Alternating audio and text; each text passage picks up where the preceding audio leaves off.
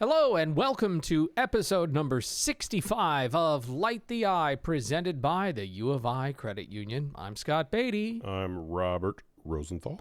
We are in the Center for Innovation in Teaching and Learning in the Armory on the campus of the University of Illinois. And we are just about 1 week from kickoff to the 2026 football season. But Robert, episode number 65 is actually an unfortunate number. Why is 65 unfortunate? Our guest today is Martin O'Donnell, and his number was? 70. Hold on, 64. Just missed it. 64. Just missed it. Yes, good point. Good point. Many of you know Martin O'Donnell, All-American offensive lineman for the U of I in the mid-2000s. His tenure culminated in the famous 2007 season that resulted in a trip to the Rose Bowl in January, New Year's Day of 2008. And Robert, your relationship with Martin runs back quite a ways. Yeah, I mean, it's a very simple, like, he and I sat together in the press box in, like, the 12, 13, 14 season and watched games, and then we would get together and watch camp practices together, and just, you know, a friendship over the years. And I've had him on little things I've done on a line and board of one-on-one podcasts and things like that. So he and I have talked a lot of football over the years. You famously are one of the 17 that care more about football than basketball. And if you could name the 17 total individuals, I think Martin would be in that. Absolutely. Not just, I don't mean just that he cares more about basketball. I just mean who are the 17 most passionate Illinois football fans. Although he's a fan, obviously. That is a special category, though, when you wore the jersey. Yes. He goes in front of me on the list. Also a big basketball fan, I should note. So I'm at the Final Four. I am not here to question anybody's basketball loyalty. Yeah, remember, the second half of my Twitter bio is I'm one of the 17 Illinois fans who cares more about football than basketball. And because of that, people think I hate basketball. Everybody just has this like, well, if he's obsessed with that, then he must hate this thing that's great. Don't hate it. It's just Love like it, but it's just like you always tell me. You have several children. You love them all. You just love one of them more. that's yes. And two of them listen to the podcast regularly, so now you just gave them complexes. They both know which one. Yes. No, I'm just kidding. I am just kidding. We've got jokes. I'm not sure what my purpose is here other than just say that we're going to have Martin O'Donnell on, and it's going to be great, and you're going to enjoy this conversation. Martin, for those of you who don't know, used to be the radio analyst also in the booth alongside Brian Barnhart for many years on the radio network, but now he's just a civilian and one who gets to take it all in. By the way, he works for Busey Bank and has put together a great career with Busey. So, without further ado, I'd like to introduce Martin O'Donnell to you all, but one thing we must do first. We must light the eye.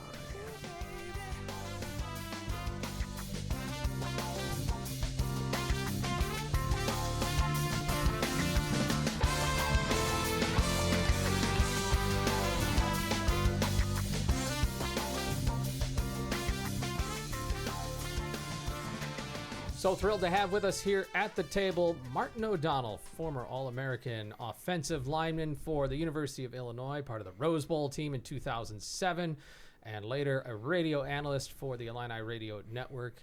And here to talk some Illini football with us on Light the Eye. And Martin, I'm so glad you are here because I cannot think of two guys to talk football that need my help discussing Illinois football. So whatever your questions are, Robert, you too, I'm here for you. Good. And welcome to Light the Eye. I submitted them ahead of time. Okay. I hope you got that email.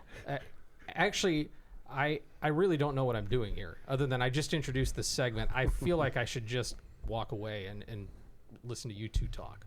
Now, all I would do, I would just be sitting here telling stories about like him and I in the press box in 2014 getting in trouble for cheering during D'Angelo Bentley's fumble return for a touchdown. Yeah. Standing up high-fiving each other like this. What was that? He just put his hand right there, and I would just like hit it 5 times.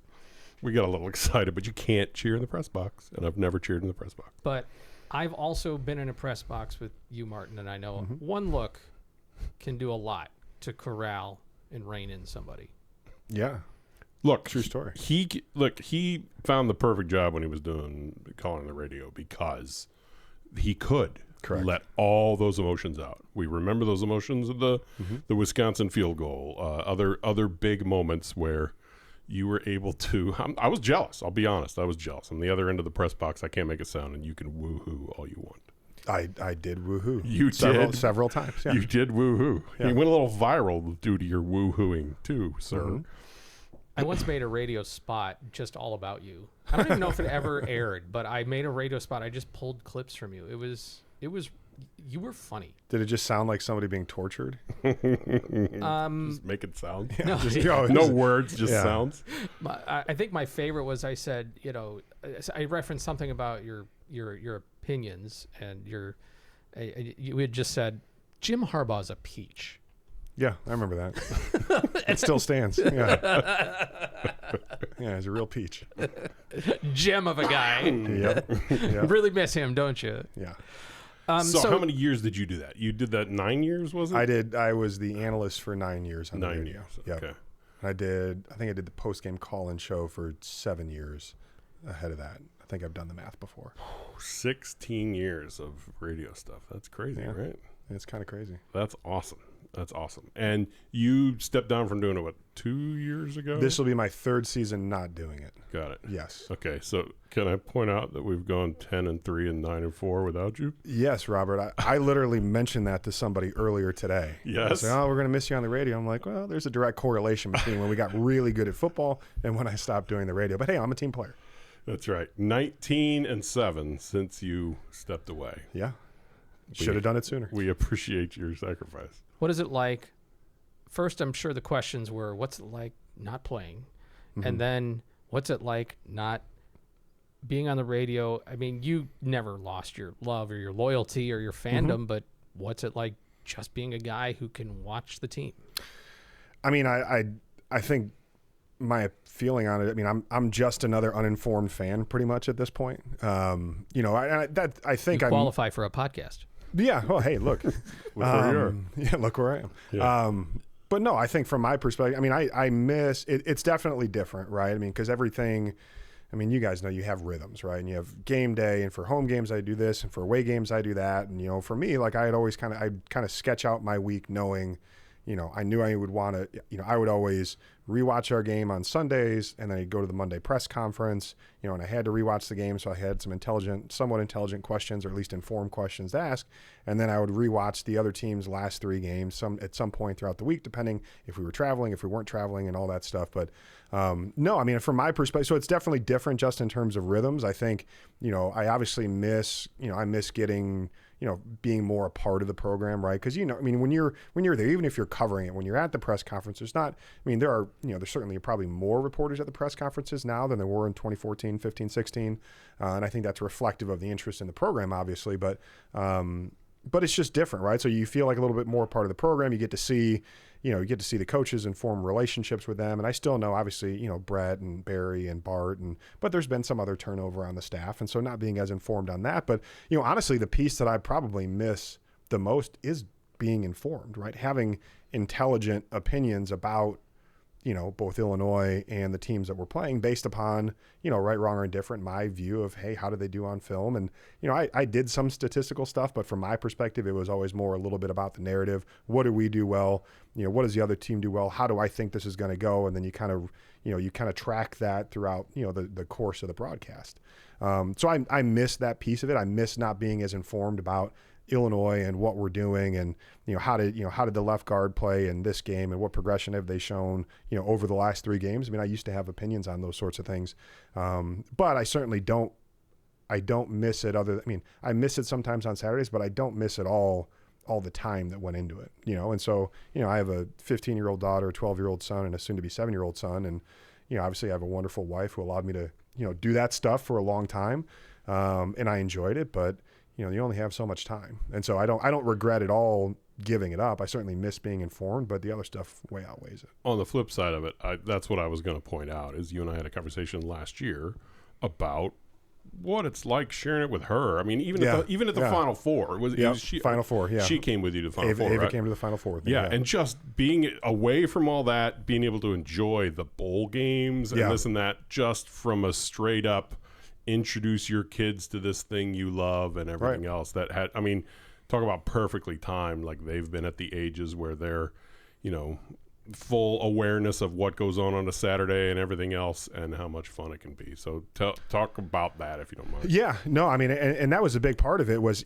I didn't go, we would go to basketball games. And so we would kind of do that Illinois thing as a family, as basketball games. But during football season, I mean, I never watched Illinois football games with my kids, like as they were growing up, because either I was covering, even when I wasn't doing, the analyst stuff on the radio, I was still, if it was a home game, I was watching the game in the press box and then going and doing post game.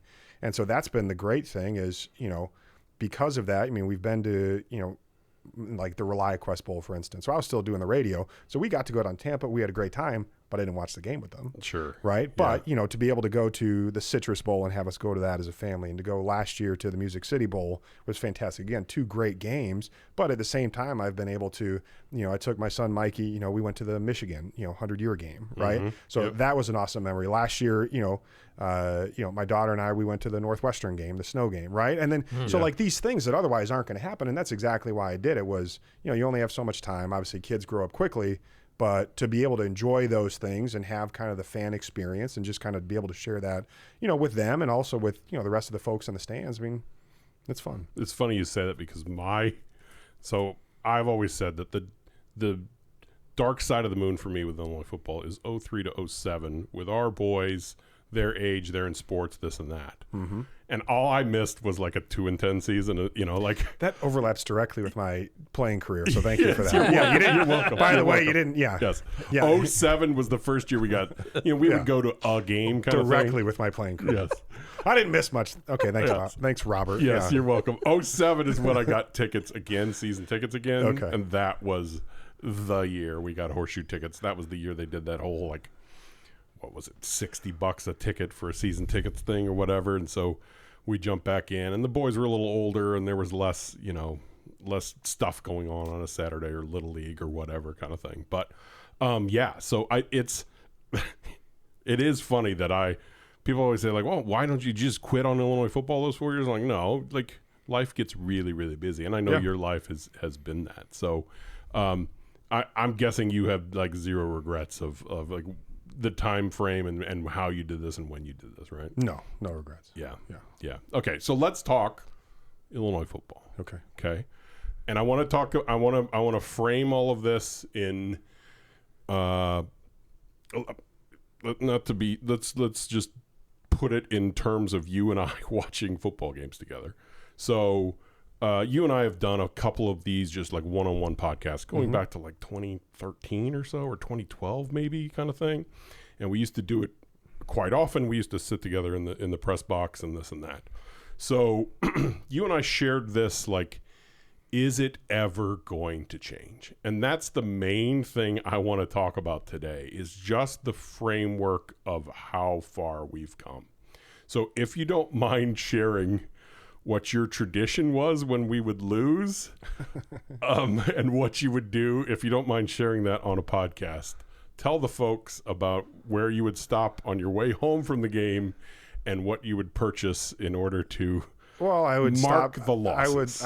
I would stop at a local store and I would pick up a beverage to drink when we lost. And a different kind every week, right? And it was it was not. There were not a lot of good times, because a lot of those times also, if you'll remember, you would be driving back to St. Louis, and so we'd talk on the phone, and I'd just be getting done either with, I think it was when I was probably doing the radio calls more, but and just and it was a struggle, right? And I think every Illinois fan lived through that. We've all lived through that, and to be able to, and I experienced it as a player, and then you'd kind of have these little peaks or kind of this stability, and then all of a sudden the bottom would kind of fall out again, and it was just kind of rinse and repeat, and it's just why it's the definition of insanity. Why do we continue to do this? And but to look back on it now and be like, again, our record in the last, 19 wins over the last 2 years. And, again, it still gives my heart a little flutter of joy when, I'm listening to a national college football broadcast and they're talking about the SEC versus the Big Ten. And they're saying,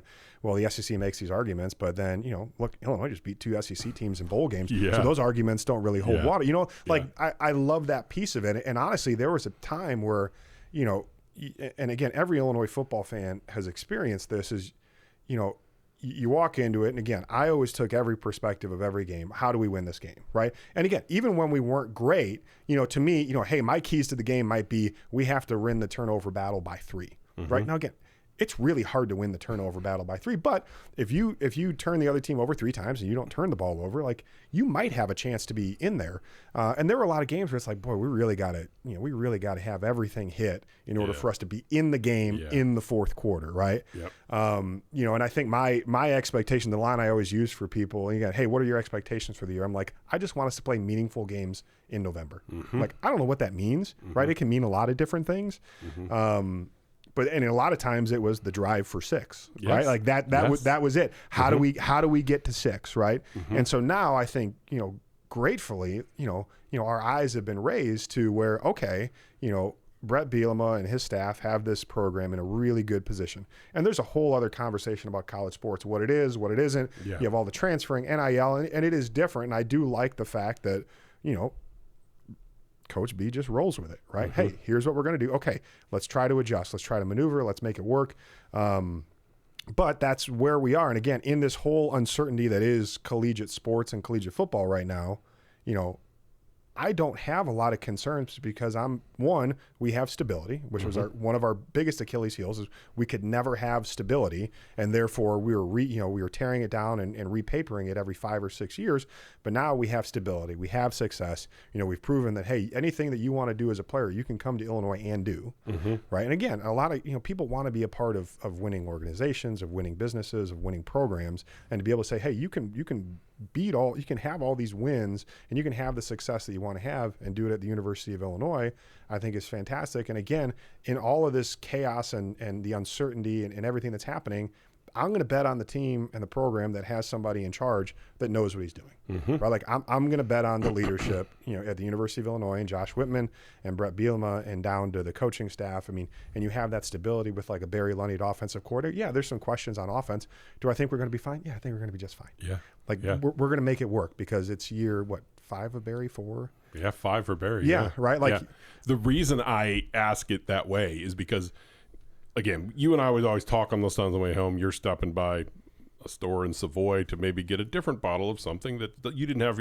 And you said, when we're good someday, I'm going to have the best basement bar for people to stop by. I stopped doing that a while ago. Yes, for people to stop by. I was just curious if you ever sat back and were like, wow, like haven't bought a new bottle of something I haven't tried in a long time because we actually have that program now. Yeah, no, we do. And that's part of it too is, when you're covering it and you're really close to it, like it always is personal, right? Like you see, and especially when you live in a community like Champaign, when it doesn't work out for the football program, there are families that have to move. Right. Yeah. I mean, there are kids that my kids go to school with and they're friends and all of a sudden that family has to uproot and go to, pick another location around the country where they can find a job. And you see the real human impact and that just raises the stakes, right? Like I want Illinois to win, but I also want, and this is kind of where I am in my life. Like I want stability for those families and those coaches, right? Yeah. Like just because when you can do that, then it's like,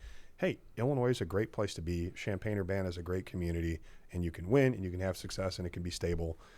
And that's part of it. But yeah, I mean, I think, I reflect on that a lot now is just, we are in a very good place. And you look at where Illinois football is and Illinois basketball and Illinois women's basketball. And it's like, these are the good old days, these right? Really, really, really are.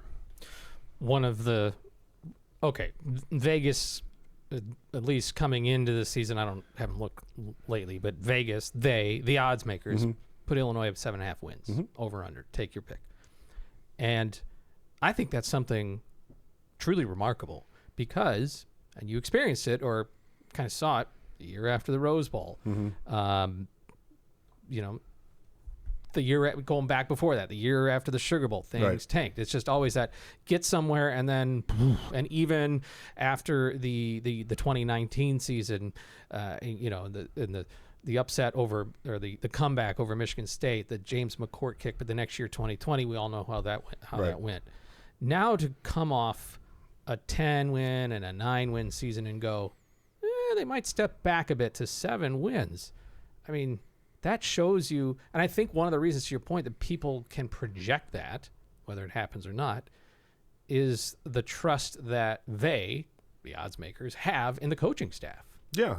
I think it's a sign of respect, right? I mean, I think it's, but I think it's a sign of respect. I also think it's also, again, it's reflective of what, the rest of college football is, because you say, hey, we lost a lot of production. So did pretty much everybody else in the country. Fair. Right? I mean, every program, and again, that was one of the things, and that's the part that would have to be hard if I were doing the broadcast now, is it used to be like, hey, if we're playing Rutgers for the 3rd year in a row, like I will have frame of reference for, this kid was a part-time player 2 years ago. Last year was a first-time starter. Hey, I remember him being pretty good. Hey, I look forward to watching him on tape this year, right? Like, and now all of a sudden, like, poof, those guys are all gone. I mean, they're somewhere else, or they're playing in the SEC, or they're playing elsewhere in the Big Ten, right? Like, but again, I think it is reflective of the fact that, Vegas, at least in this case, there's a recognition that, Illinois remains a real program. They'll figure it out. Again, I think it's also, again, we are a program with 19 wins and what is really very clearly now, one of the 2 conferences that matter most in college football. One of the other things I think can give people confidence that you're going to have a winning season is the aggregate talent on the roster. Mm-hmm. And I'm wondering if you had a perspective of, not to, any one player or any one position, but there's always the cliff at some point on your roster where starters, backups, and the sharper that cliff is, inevitably there's injuries and whatever. Did you sense that as a player or in the seasons afterwards where you knew maybe we're strong here, but right behind it isn't? Do you sense just with your eyes even now, or that, hey, the second and the third and the fourth strings collectively are better players? I think it's a good question. I guess I never really thought of it in terms of, tiers or position groups, right? I think, a piece of it that I always look at is in terms of playmakers, right? Like, and again, I go back to somebody like a Mikey Dudek, right? Mm-hmm. Like Illinois with Mikey Dudek and without Mikey Dudek was very different. Mm-hmm. There was other talent on the roster, but having that one person that's the easy button on offense, is really impactful and really matters, right? And so in terms of the positions, so I don't really know if you can, I think you can sense it. I think you can look overall when, and I think, something like the NFL draft is also very reflective of this, right? You look at draft picks that are coming out. Okay, does that team have talent? Okay, and now Illinois, we've put guys out into the draft, and I just read something, maybe yesterday looking at other Big Ten programs, and it was like Wisconsin didn't have anybody drafted last year at all for the first time, I think, since 1978, right? So you can have perspectives of your roster, but ultimately the NFL will tell you, do we think these guys have the ability to play at the next level? And so I think when you look at it, there were long stretches there where he's like, okay, maybe we get somebody in the 6th round or the 7th round. But I think you look at Illinois here over the last 5 years in particular, the 22 defense had 5 defensive backs that are now playing in the NFL, and some of them making a ton of money, right? I think that's fantastic. Some of them could fund their own jersey patches. They could. But yeah, at one point you had the highest paid safety in the NFL in Kirby Joseph, and the highest paid corner in the NFL in Devin Witherspoon. I mean, I think that's one. It's great. It's great for them individually, for their families, for them personally. It's also great for Illinois, to be able to shine in a little bit of that reflected glory of like, hey, they came through the University of Illinois. So I think, I always looked at it also from that perspective of who can play at the next level here. Who do I think it is? And again, there are some people that are just absolute no doubters. There are other guys where you're like, yeah, I don't really know if they can make it or not. But again, the more of those people you have on both sides of the ball, in a lot of ways, that's going to determine what your season looks like, because a lot of it does. There are 11 players on the field, but you got to have that guy that can get the sack on 3rd down. You got to have the guy, that is going to win a one-on-one route on the outside. You got to have the offensive line. Hey, it's 4th and 6 inches, and we need to have this to ice the game. You got to have the guys that can make the push in the middle of the line, right? So I think that's kind of how I always look at talent is what are the NFL guys on the roster? What does that look like? And again, you really can't see that until you look backwards, and because you can have suspicions in real time. People can get hurt, things can happen. But that's just kind of how I always view talent. Well, that makes sense. You look back at the most successful teams and how many guys made the NFL rosters. Yeah. You can do the same with basketball. Yeah. Oh, that 05 team, I think everybody in the starting lineup at least experienced the Yeah, NBA. that's right. You know, and right now NBA rosters are full of Illinois players, and I can look baseball too. Oh, that was a year a bunch of guys got drafted. Whether you get to the major leagues in baseball, it's a little bit different animal, but Right. You know, guys that scouts go, we want to give them a shot. Tells you if you have a talented team. I want your perspective. So the big talk in this preseason is the defense, right? New defensive scheme and this and that. As a former offensive lineman, I want to use your as a player perspective. The majority of talk, and really we don't know exactly what the defense is going to be. But the majority of the talk is it's going to be Robert, it's a 3-3-5. Yes. It's going to be a little more, let's just call it risky. If we just want Attacking. Yes. If we want to characterize the Aaron Henry DFS as fairly safe, and all right, even if something goes wrong, Miles Scott is back there 20 yards off the line of scrimmage. He's going to clean things up. We're going to keep everything in front of us, keep everything underneath, not give them anything over the top, you know, that type of thing. This defense might give some things over the top because they're trying to get a 9-yard loss on this play. Yeah. When you were prepping for those teams, the more aggressive team versus more, like, I'm just curious how it was approached in the offensive room, the offensive line room, as to how to, you know, if it's a stunting defense, if it's a twist and stunt defense that does that all the time. Tell me about like your approach to that kind of thing, or how teams might approach this defense. Yeah, I think, you know, and there's obviously a bunch of different shades of defense. But yeah, and so yes, if it's an attacking defense, a blitzing defense, a stunting defense, you know, again, anytime we played, for example, and again, as you pointed out, 03 to 07, mostly forgettable for Illinois football purposes, at least in the Rosenthal household. Whatever. Yeah. Yes. But, you know, look, any time we played, you know, a lower level team, so we played a MAC team, anything else like that, we knew that they were just going to throw the playbook at us, right? Because they had nothing to lose, right? And so what that did was it did tax you more mentally, because you knew they were not just going to sit there in base defense and try to beat you one-on-one, that they were going to have to manufacture an opportunity to make a negative play. And so I think, you know, and so those were always, and I'm trying to think too, like I remember even in 2007, like Ohio State's defense did a lot of different stunts and cross dogs and, you know, a lot of movement. And again, because they had a great defense, they were really athletic. And then they're like, hey, now we're going to move on you and just try to really multiply how difficult this is to block. And so it does put a lot of mental pressure on your offensive line in terms of preparation, because instead of having to prepare for, you know, so that's one side. The flip side is like what Iowa traditionally was, where it was like Iowa would run 3 blitzes. Yes. They would line up in 2 techniques over each of the offensive guards, and they're going to go one way or the other. It's like, so Iowa mentally was always the easiest defense to prepare for. Now, physically, you knew you were going to be in for a dogfight because they're like, hey, we're not going to try to stunt and do these different things. We think our guys can beat your guys, and let's see how it works out on Saturday. But the mental load of, again, you only have so many days to prepare. If you're playing Saturday, you know, Sunday or Monday, one of those is an off day. One of the days you're going to kind of look at stuff, go through film, but then install really doesn't take place a lot of times until, again, depending on your Sunday or Monday. But you only have a couple days to install. You really only have like 2 days to work on it. And so when you're approaching something differently, and that's the part of the thesis that I do think makes a lot of sense that Brett talked about, is we want to be a tough prep.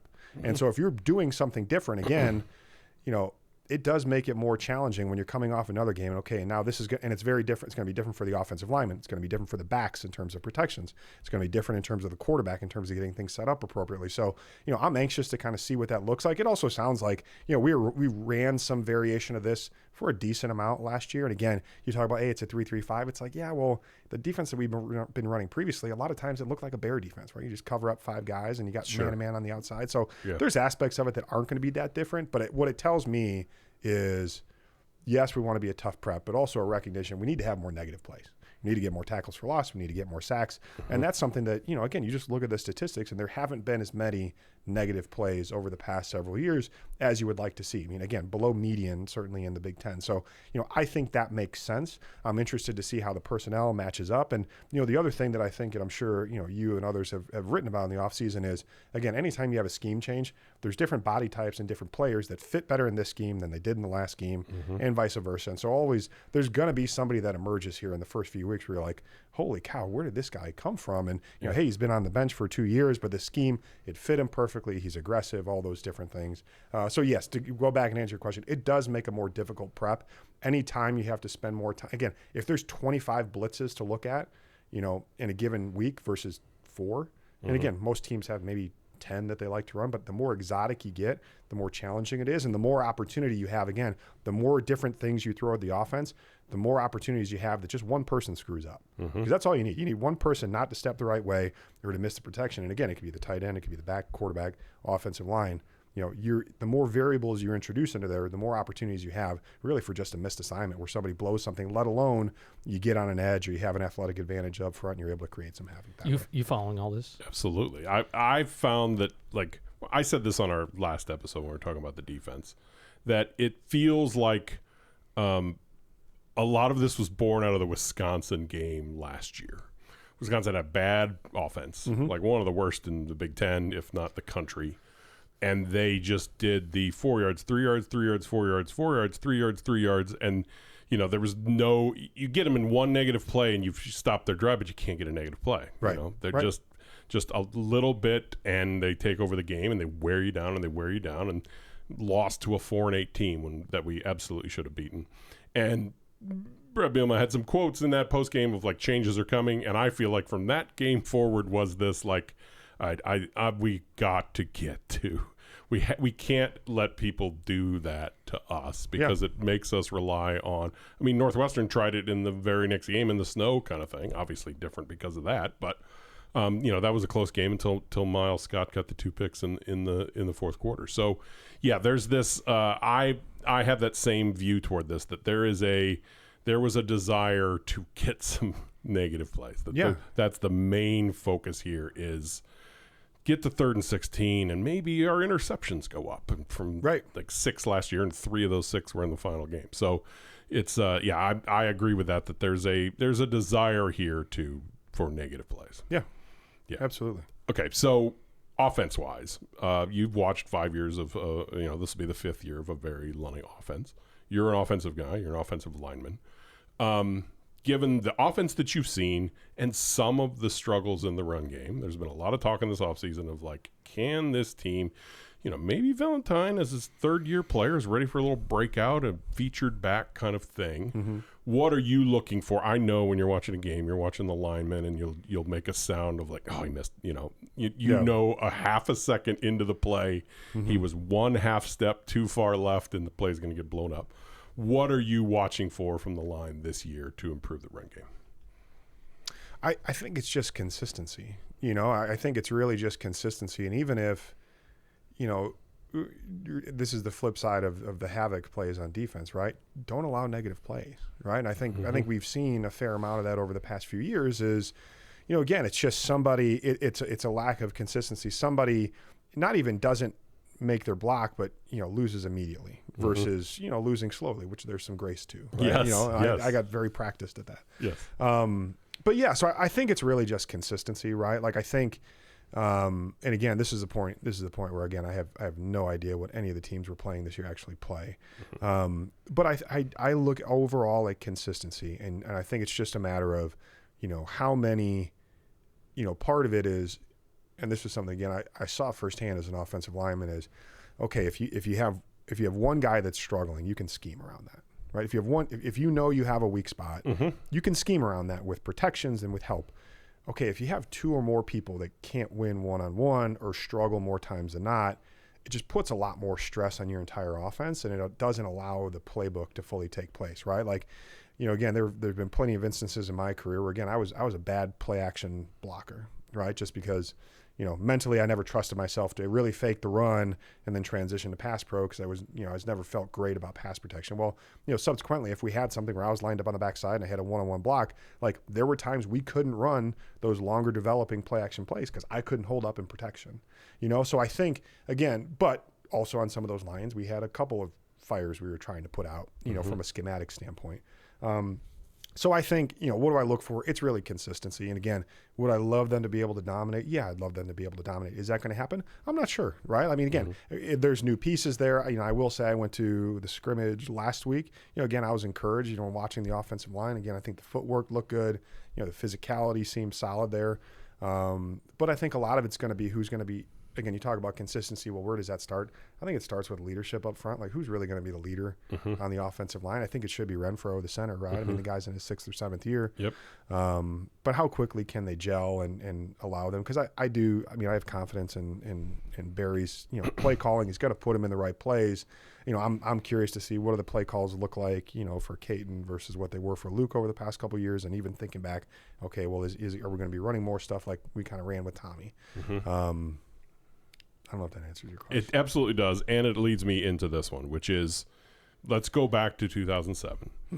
The thing people may not remember about 2007 is the line from 06 to 07, it was this, well, what if we tried this piece here and this piece here? So Xavier Fulton goes from, that was the year he went from defensive tackle to offensive tackle, right? 07 was his first year on the offensive line. Yeah, so they're like, all right, here's what we're going to do. Offensive line struggles last year. We're going to take that defensive lineman and we're going to move him to left tackle.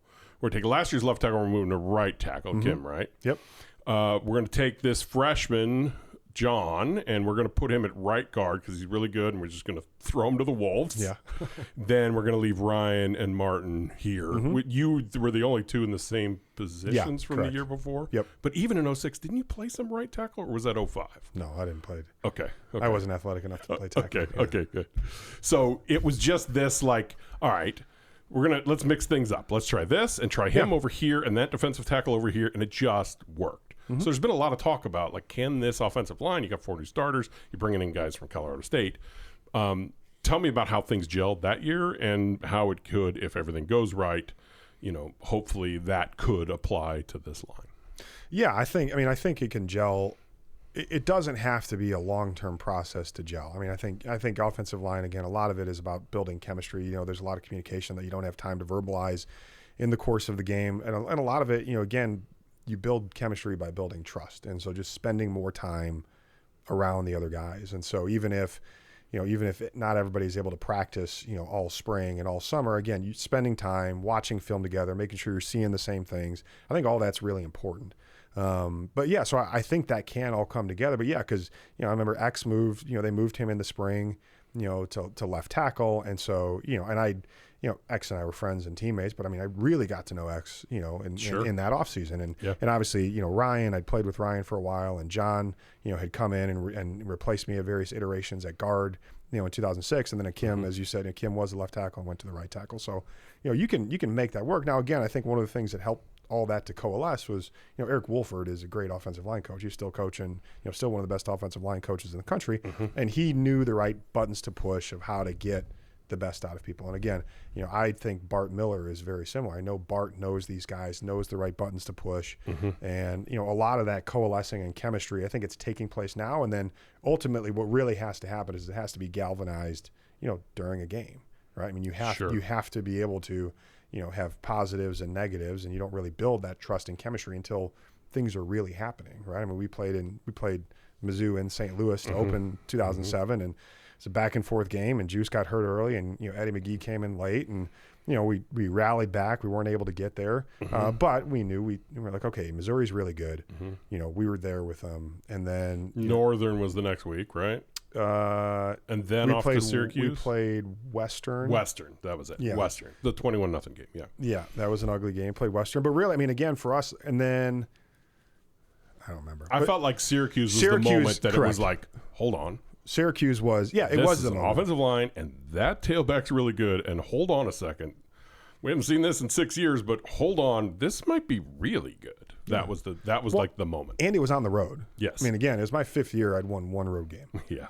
Right. So the Michigan State game. Michigan State. Yeah, the year prior. But yeah, but that was really it. Was Syracuse. I mean, we had that game, and I remember coming, and we just marched our ball right down the field, scored a touchdown, and we came back to the sidelines. I remember, we were talking on the sidelines. We're like, was that really just that easy? Right. Like that was like a run through. Right. And then we went and did it again. Right. But again, that the chemistry was building, and then you throw some confidence on top of it. And again, I think that's something that's also very important to teams that are getting to know each other. Is, hey, you you face adversity, you overcome it, and then you push through, and then all of a sudden, then it just, it feeds upon itself throughout the course of the game. Sure. And season. Sure. I want to take you back to when Josh Whitman took over, and then the hire of Lovey was made, and where Illinois football was at.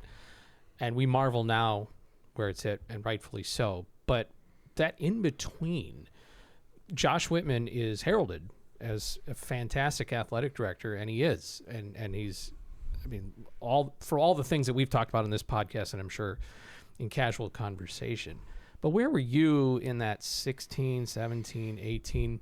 And I'm not so, partly it's not to revisit just Lovey, but just where were you in the, can Illinois actually get to where you want it to be as an alum, as a fan, as a football player? Yeah, I mean, again, I think, I'm always an optimist when it comes to this stuff. And, again, I drew on my experience. I was like, okay, well, it took us kind of 4 years to figure it out. And then we got it figured out, kind of during my time at Illinois. And, I thought 19 was going to be kind of the turning of that, and if you want to take a step back, again, Tim Beckman gets fired right before the 2015 season, like 2 weeks before. Right. And so again, Illinois, was not in a good place from a national reputation standpoint, because there's all these stories and all these other things, and Bill Cubitt did a great job that year. We were competitive, and then, Josh hires Lovey. And I think Lovey, I really like Lovey as a person. And I think, Lovey also, gave us some of that credibility that we didn't have in the broader marketplace at that time, and really kind of stabilized things. But ultimately it didn't result in enough success on the field. I always say Lovey moved the ball down the field in terms of 100%. a football program. Yes, 100%. 100%. Bielma gets you in the end zone. Yeah. Yeah, I think that's fair. I think that's very fair. Yeah. That's very punny. Yes. And I mean, to be a bit fair, like the COVID season was weird, man. Like, yeah, it wasn't working with Lovey. His best season was 6-6, all that. But to get to build to that, and then to have, I just remember the weirdness of that day of the Purdue game during COVID, when it was announced that 16 players were going to miss the game. And we're down to our fourth quarterback because the starter had COVID, and the backup and the third string had been in the room with him, so they were in quarantine and everything else. It's just so bizarre to think back to what that season was. It was a weird time. And what it became. And then, the change was made. So when you... I'll just give a little behind the scenes here. You and I have texted each other a fair bit over the last few years, where you'll just randomly text me on a Sunday night and just say 7-1 or whatever, we have had these moments of I cannot believe this is real. It's just been so great. So I'm just curious, from your fan side, as a former player, as a former broadcaster in this, we kind of touched on this at the beginning, but just your general satisfaction in having a team. This is something I've been writing about this morning for the preview of just I remember what it was like to just watch Iowa or watch Wisconsin and just say, do these fans, do they have any idea? Yeah. Do they understand how great their life is? They're complaining about 8-4 right now. Do you understand what I would give? Yeah. What I would sacrifice for 8-4? So I know our conversations on this, and I just thought maybe it'd be good if you could share with our audience what it feels like to be on the other side of that with the recent success. Yeah, I mean, it feels really good, right? I mean, there's nothing else to say. It feels great. Yeah, there's nothing else to say. Yes. I mean, but I think that's the piece of it is, and it's obviously not just sports. I mean, everybody's got a take about everything these days, and I think ultimately, people lose sight of context, and I think people lose sight of, again, in this, just really everything's, kind of that instant gratification culture. And so I always try to enjoy, hey, right, if, get off to a good start, right, just text us hey, look at us, right? This is pretty good, right? Yes. Even going to the bowl game, hey, we're in Nashville. Yep. This is great. Again, because I was this way as a player. I was certainly this way as a broadcaster. I'm God, if I could just get to Detroit. Yes. That would be, if I could just get to Detroit, that would be the fan base that longs for plus. the Motor City Bowl more than any other fan base on earth. Yeah, right. But but no. So and again, I always the other part that always, because it always cut and it always hurt really bad on the other side was, again, I like listening to college football podcasts, and again, you listen to these podcasts, and then again, when we weren't doing well, like somebody would take a pot shot, and I was like, God. Yeah. It just deflates you, right? Because you're like, this is my team. Like, I care about this team. And then, and then it was just kind of, it's just like, oh boy, I hope we don't get a pot shot on this podcast. Like, just don't have a glancing blow. Just leave us alone. Just leave us alone. Yeah. We get it. And again, now, like I said before, like you have the flip side of this where like people are pointing at Illinois saying like, hey, look, you're in the Big Ten. And again, the bowl wins and Brett Bielema's got him in a great place. And, again, I love the fact that Brett leads off, Big Ten media days, and he's going to take his shots, whenever he can, because that's what he does. But I think it's fantastic, right? And I think that's the other piece of it is, I'm glad you keep coming back to that is, like, even going into last year, I think people's expectations just kind of got crazy, right? Like, again, yeah, sure. Would it be great if we would go to the college football playoff? We have a ton of people coming back. Yeah, that would be awesome. Don't act like it's an awful season if we don't get there. Or, hey, you wind up running into a buzzsaw in the Indiana Hoosiers that nobody knew how good they were going to be at the time. But, like, if you're watching the game, it's like, yeah, Indiana's really good. And that doesn't mean we're terrible. We did not play well, but it also doesn't mean the season is sunk. And, again, people, I think, vacillate too much back and forth, the highs and the lows. And that is the piece where I look at it and I'm like, I feel really good about our program. I feel great about the leadership that's leading it. And, again, and I like the way I also don't take this for granted. Knock on wood, by and large, like we don't have off the field issues right now as a program. There's been a lot of times where there happened when I was here, right? Yes. Like there's a lot of those things. And again, you can speak for all the major sports. That matters to me, right? And it matters to me that we have people representing the University of Illinois in the right way. Granted, they're not here 4 consecutive years as much as they were previously, but still, I think that's also, and I can't remember how many times we had the conversation. It's like we could never identify inefficiencies in the market because we could never stick with the scheme long enough. Yes. Right? But when we didn't have an identity, okay, we have an identity now. And when you have an identity and you're confident in what your identity is, now you're going to morph it and you're going to change it. We got a defensive scheme change now. But, again, I think by and large, we know the type of character of a recruit or a transfer that we're going after, and we know how they will fit in our program, and we will have a plan for them to allow them to maximize their success here, right? Like, and we didn't have that for a very long time. Yep. And so that's the part that feels good is I feel like we know the type of people that we're trying to bring into the program. We know the type of people that will succeed here. We know the type of people that will not succeed here. And so that piece gives me more and more confidence going forward. I'm not going to spoil the preview because I got this great stat in the preview I'm writing that you would not believe how long it's been since we had an offensive coordinator entering his 5th season. Stay tuned for that stat. How's that for a little drop it out there? Go ahead, Scott. But just one of the reasons you've had an offensive coordinator for 5 years, it's remarkable both ways because he's a good offensive coordinator and hasn't been paid to go somewhere to be the OC or a head coach. Yes. Yeah, I think that's a little bit unique. Well, real quick, my other favorite stat that existed about our staff, and again, as on the negative side, was it was some unbelievably long period of time before somebody left Illinois for a promotion. Oh yeah. Like it was a long time. Yes. Yeah, sorry.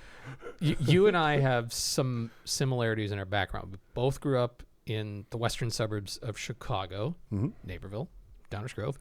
By the way, I spent the first 3 years of my life in Downers Grove, but that's neither here nor there. Now the roots are here in Champaign-Urbana. And I'm curious, when you were playing, you have a very successful career with Busey Bank, and congratulations on all the successes and the jersey patch now and all that. But, did you have a mind of like, it's 2007. Yeah, in 2026, I'm going to be here in Champaign raising a family. I think at that point I knew I wanted to stay in Champaign. I didn't know what I was going to be doing because my wife is from Danville and we got engaged in 2007. Yep, spring 2007. So I kind of knew I was going to be here. But I knew during the recruiting process, like one reason I didn't want to ultimately didn't see myself at a place like Stanford or Oregon is I was like, I'm not a West Coast guy. Right. I knew I was a Big Ten guy, Midwest. I didn't know exactly what that meant, but I'm like, I probably want to live in the Midwest. And then when I came down here to school, us DuPage County guys, a little more blue collar that way. Yeah. But I knew coming down here, I'm like, oh, this is nice. Like, there's not a lot of traffic, and if I want to go 10 miles somewhere, it'll take 10 minutes. I can do that math. But yeah, so I knew it was a place I liked. I mean, I've probably never been the most advanced planner in any way, shape, or form. So I mean, I'm not surprised that I'm still here. I mean, but I think Champaign is great. I mean, it's a great place to raise a family. You got enough with the university and everything there, and I probably wouldn't be surprised if I told myself in 2007 that, hey, you're still going to be here and raising a family. Of course, the news came out this week. The Big Ten is, if you've announced, if you've been in an NFL camp, even if you've signed, if you were drafted, if you went in the draft, you're not allowed to come back and play. So there's still a chance for you to come back. Yeah. Oh wait, or you did 5. You too. Yeah. He did 5. Yes, he used all 5. I think you have a better chance than I do. Yeah, but we've discussed this before. You were a good offensive lineman. Pro aspirations were not in your plans? No, I mean, like I said, I was never really great at planning, right? So and that was probably one of the downfalls that I had as a student was, I really, and I tell younger people this, like when I talk to them now, I was like, I had tunnel vision. It was next practice, next class, next assignment, next game, and next lift, and you kind of go from there, and hey, I'll figure it out later. But no, I mean, it was never, I was just, honestly, I was just trying to get to Detroit in 2007. I was just trying to win 6 games, so my entire 5 years wasn't a waste. Coaches probably love that mindset from you. Yeah, maybe. Yeah. But no, I think that was really my focus. And, again, I probably would not have been drafted. Again, I say it all the time, like I was the second least athletic offensive lineman on our team in 2007. I probably would have gotten into a camp, but I knew what that life was. Like I knew guys who'd kind of done that and tried to chase it, and that wasn't for me, and I was just kind of ready to figure out what was next. Did that mean, though, you were a really smart offensive lineman? You got to win your physicality, right? But were you constantly going, I know I got to kind of out-scheme out. I can outwit this guy across from me? Yeah, I mean, I put a lot of time in film study, right? And I knew, I think one of the things I figured out early is how I learn, and for me, and what it took for me to feel confident. And again, the talent edge at this level of football is not as large as a lot of people would think it is, but a lot of it comes down to, you can control your preparation and you can control your effort, right? And so for me, I knew what I had to do in order to feel comfortable from a preparation standpoint. So yeah, so I knew our offense. I knew how, we'd handle different looks, and then we'd prepare, right? I mean, I remember I'd go and sit with, Ryan McDonald, the night before games in the hotel, and we'd walk through different protections, right? If we get this, what do we do to it? If we get this, what do we do this, right? And so we just kind of go back and forth and make sure that we were on the same page. And if we were on the same page, then we make sure everybody else is on the same page. And again, even if you're wrong, but you're on the same page, you can survive, And so yeah, so I think from a mental standpoint, I think I was a pretty smart player. Yeah. Well, we don't want to hold you here forever, but I do have one other thing I want to throw out there. Okay. So, no, I will not long jump. Could you long jump 10 feet? Okay, so we didn't do it last year. So he and I had this tradition. I would come up to Camper and Tool. I would cover the team. The last night at Camper and Tool, I would go by his house in Champaign. We would sit, we would have a drink, and we would talk about the season. Is this the team that's going to be good? Then is this the team is going to be good? We did it. Are we going to get some drinks out? Is that what you're saying? No. Oh, okay. I'm saying we have to do this in the next week before the first game because we didn't do it last year and we haven't enjoyed this. We have had so many of those drinks saying, could it be, maybe someday, what if? We would put these lists together of, that guy is really good. And if this guy makes the leap in this. Maybe it's this game. Yeah, yes. Right. Yes. Right. Oh, maybe it could be like that. And remember when we surprised Minnesota in 2014? All of that to say, like, we have to do that again because we need to recognize I agree. This moment. Because, like, as I've, shared when we've done podcasts together before, you and I kind of walked this path together through the 2010s as friends and, in the press box and this and that. And it's great for me to talk to you because it just brings all of that back of so many, like you mentioned the phone calls after games, just so many times of like, could it, should it, whatever. I've written about it so many times in the offseason, people are like, Robert, enough. Like, okay, we get it. We're good now. But I'm like, I could write 300 more articles like that. Right. Because You haven't brought it up in this episode much. yes, it's just, I mean, that's the theme. Like, we talked about doing a preview, and it's like, well, we could sit here and say, like, what do you think of Caden Hauser? And is Valentine ready for a breakout? But the true story of this is that 7-5 would still be glorious. To me, that's the true story of where we're at as a program, is that 7-5 would be so much fun for me. Because of where we were, because we were in jail for so long, Right. because of all those moments of could it, will it ever? And again, you're an announcer for 9 years on the road and at home, watching every game, wondering if you're ever going to get to say good things about the team.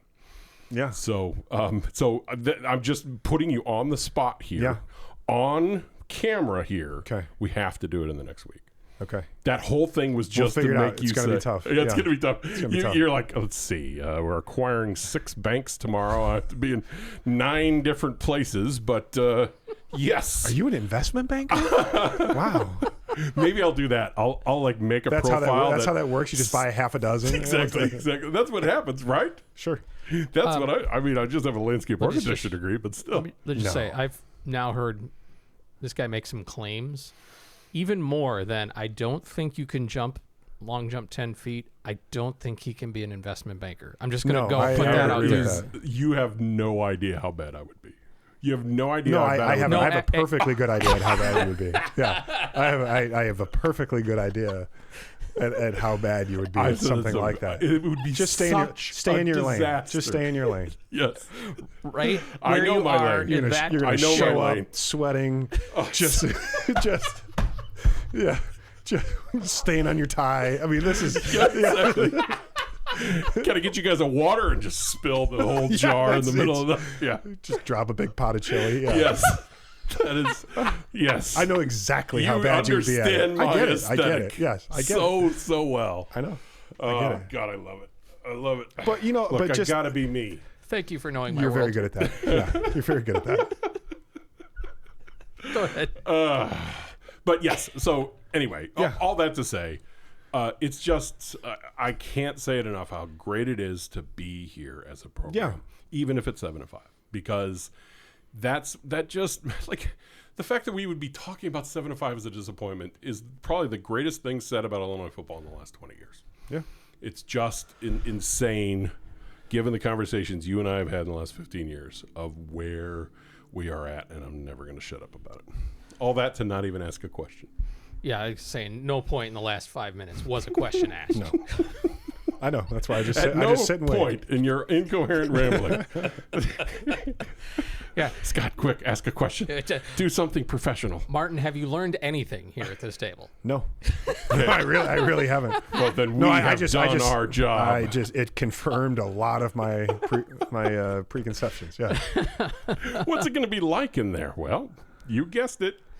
Did they send? Did Robert send you anything to think about? Nope. Nope. Did he prep you at all for what you'd be talking about? No. What Did are he we tell talking you about? you'd be on camera? No, he did Nope. not. No. Well, thanks for joining Yeah, us. it's good to be here. Hope you can come again. You know, you might say that Martin O'Donnell left his mark on the Illinois football program, but actually, more accurately, you left a patch on the Illinois football program. Oh, boy. Well played. Yes. Well played. done. Can't thank you enough for being here. Yeah, thanks for doing this. We crossed paths a bit on the radio in years gone by. It was always fun. Missing you up there, but I know you're in the right spot now on game days. 100%. Absolutely. Do you have a vibe as we go into game week next week that you want to share about 2026? A vibe? Yeah, a feeling, a vibe. I feel good. Yeah. Yeah. Let's go. Yeah. I think the Duke game is important. Mm-hmm. Yeah. Tell us a lot. Is that a good enough vibe? I keep saying we're going to find out everything we need to know in the third quarter of the Duke game. I won't know anything until the third quarter of the Duke game. So don't ask me a question. Okay, but I Third didn't quarter of ask the Duke what your game. vibe was. I asked his vibe. Oh, is he the guest? He is. Oh. Am I supposed to be asking questions or something? I thought this was my podcast. Positive vibes? I mean, does that count? It's Yes. Positive vibes only. Yeah. Yes. Good vibes only. Good vibes. You're welcome here anytime. Okay. Yes. And if you need Maybe I'll take you up on it. if you need any help acquiring banks, just call me. I've got some I got some ideas for you. Yeah. Yeah. We'll sure. get right through that. Yep. Mhm. Martin O'Donnell is our guest here on Light the Eye. We'll be right back.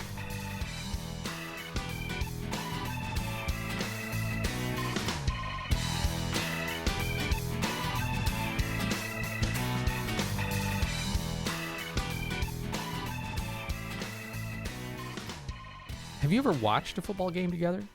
He and I? Yeah. Yeah, I mean, for several seasons in the press box sitting next to each other, yes.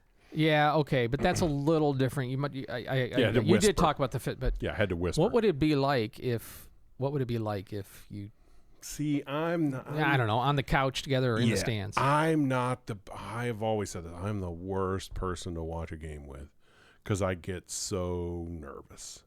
As soon as USC started to come back last September, I don't. Now I'm just going back to you and being Kevin Malone in the chili as a banker. Yes. I just can't. I clam up to where I can barely even stand. I will sometimes be like, I'm in the front row, so I have the railing in front of me, and I'll just like literally be on my knees hugging the railing. I don't have it in me to like. Are there other people around there going, is this man okay? My Does he need entire help? life. Does he need? When I should was we a get him student, it assistance? was like that. That's why I've always told people like sitting in press row for basketball fits me because I'm just in my own element. Like when I'm at a game with 4 people now and I'm like watching from the stands, it's distracting because I can't carry on conversations. I'm just such a bundle of nerves. Remember, I'm the human being that we're up 12 on Houston and going to line, and Boswell misses back-to-back free throws. I went and hid underneath the stands because I couldn't take it anymore. I watched the rest of that game through a little tiny opening in a curtain underneath the seats that went down on that end in Houston because I can't take it. I'm just a ball of nerves, and like I can't do it. And then once we win, then there's this release that no one could fully understand. I think you carry the burden of the aggregate sum of all of Illinois fandom's nerves and anxiety, and it's all placed upon your shoulders, and I hope you have a heart doctor. I do. I see a cardiologist every year. I do. That's a true story. So I'm in good shape. Ticker's in great shape. Got it checked in January. And that was a good thing because March was really, really hard for me. I'm just not that guy who can handle it. March was incredible. Yes. And it was hard for you. Yes. Would you prefer the alternative? I would like to note that when I was down there in that corner pacing, losing my mind, there was a certain athletic director right next to me pacing as well. Yeah, his level of investment in the whole thing is a is little bit different than guy who wants this really badly. But yes, at a football game, I'm not a fun hang, man. I'm just not. I melt down. One day I want to get a camera and mic you up and that's a podcast. It would be such terrible, like, oh, look, he didn't move for 13 minutes and he stared straight ahead contemplating what life would be like if we lose this game. That's me in the stands. Okay, next time we meet, we are going to we've, I think, done as much as we can to get ourselves ready for the football season. Especially since we don't know anything until the third quarter of the Duke game. But how about how to go to football games? How to be a fan, with which you have some experience in. I don't know that everything you do should be prescriptive for somebody's life, but maybe descriptive. But on the other hand, anyway, we're going to get. I want your take. We're not always used to 60,000 people. Yes. Football. This fan base knows their basketball. Yes. There's some people that are new to football. Yes. Let's talk about football fandom for Illinois. The guide to be, and we're going to do the guide to being a fan. And there are new things to discuss. There's new traffic patterns. Yep. So that is all coming up. Yes. We could go 6 hours and I would not run out of things to talk about. Like I could Maybe talk. don't. I could talk forever about game day in Champaign in the fall. What to do, where to go, what are the secrets, what are the do's, what are the don'ts. Yeah, I mean, I missed a home game since, oh gosh, 2016, something like that. I can't remember. 2019 Nebraska was the last time I missed a home game. So I can tell you everything. There you go. Thanks to our guest, Martin O'Donnell. Thanks to our hosts here in the Center for Innovation in Teaching and Learning in the campus of the University of Illinois. Thanks to our editor, Kayla Podgorski. For Martin O'Donnell. For my co-host, Robert Rosenthal, I'm Scott Beatty. Can't wait to talk to you again the next time we light the eye.